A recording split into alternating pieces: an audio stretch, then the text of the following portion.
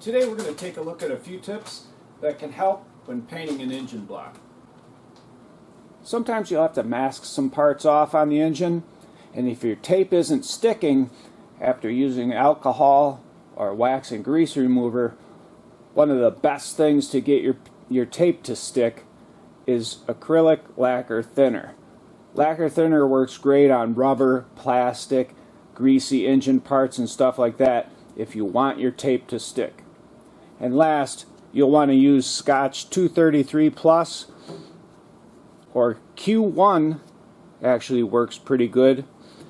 And last, 3M Automotive Refinish masking tape. You'll want to use a quality tape because it sticks well and comes off without taking paint with it.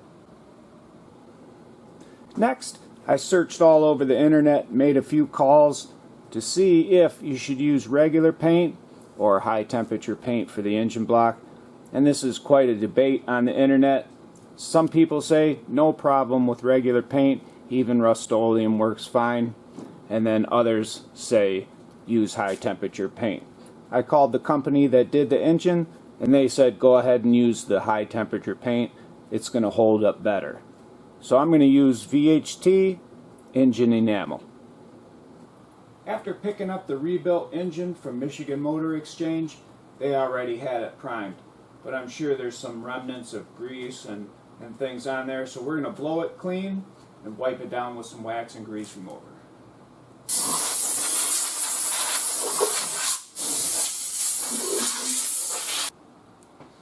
We have some wax and grease remover in an old Windex bottle. And let's wipe any grease or oil off of here. It's good to wear a respirator when painting, and I like the 3M 07193 dual cartridge organic vapor respirator. It's right around 25 to 30 bucks. Where people go wrong is not changing it out. They'll have one mask for like their whole life. You'll want to change this out. If you paint often, you'll change it out often. We'll be spraying 3 coats, and the first coat is always a bit light to give the others something to stick to.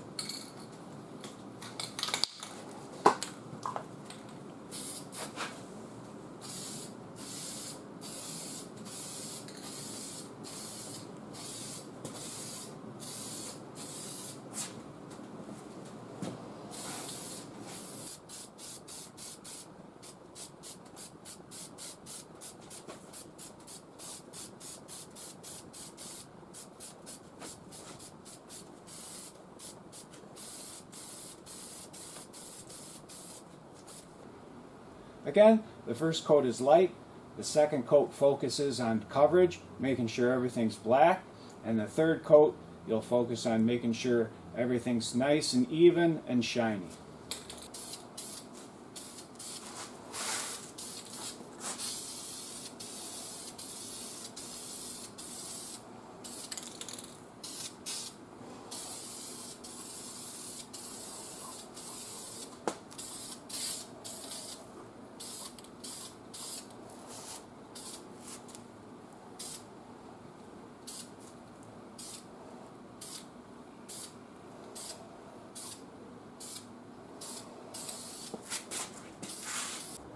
Again, it was tough to find an answer to the type of paint that works best for coating an engine block, and I'd love to hear your opinions in the comments. I hope you enjoyed this short video on some things that should make painting your engine block easier. If you did, and you'd like to get my latest videos, don't forget to hit the subscribe button.